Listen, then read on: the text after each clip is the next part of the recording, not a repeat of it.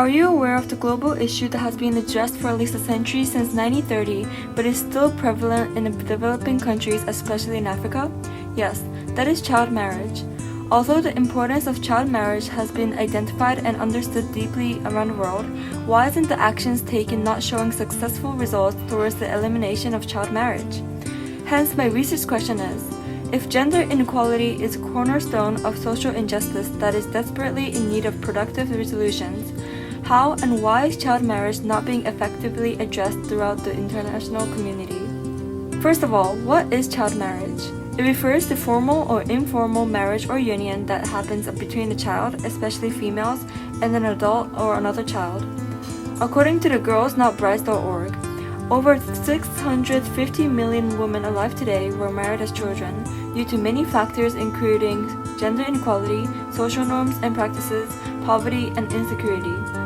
Some families consider child marriage as a positive practice that reduces their financial costs and help to gain financial security.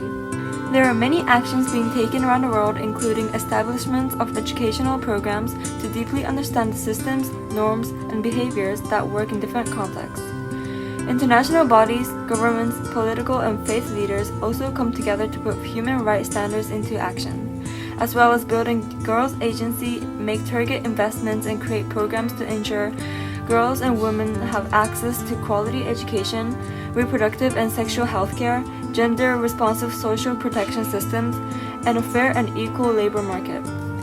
Although these actions take place, child marriage is not yet solved due to the crises, example, natural hazards that causes the prevalence of child marriage to rise. For example, before the COVID pandemic, more than 100 million girls under the age of 18 were expected to marry by the next decade. However, currently, 10 million more girls are at the risk of becoming child brides as a result of the pandemic. Because of these unexpected events, the resolution of child marriage cannot happen smoothly. Furthermore, child marriage would remain unsolved if we don't start off with the basis, including economic opportunity, access to education, health services, etc. In conclusion, through research, I now know that there are clear intolerance of diversity among developed nations, as most of the aids for the countries struggling with child marriage originate from popular non-profit organizations. Through the research, I have noticed that my research question was produced from my own stereotype towards developed countries to the developing countries, which seems unethical in terms of the unit cultural tension. If we, including people from both the developing and developed nations, commit to solving child marriage step by step, we can overcome the factors that's preventing child marriage to remain unsolved.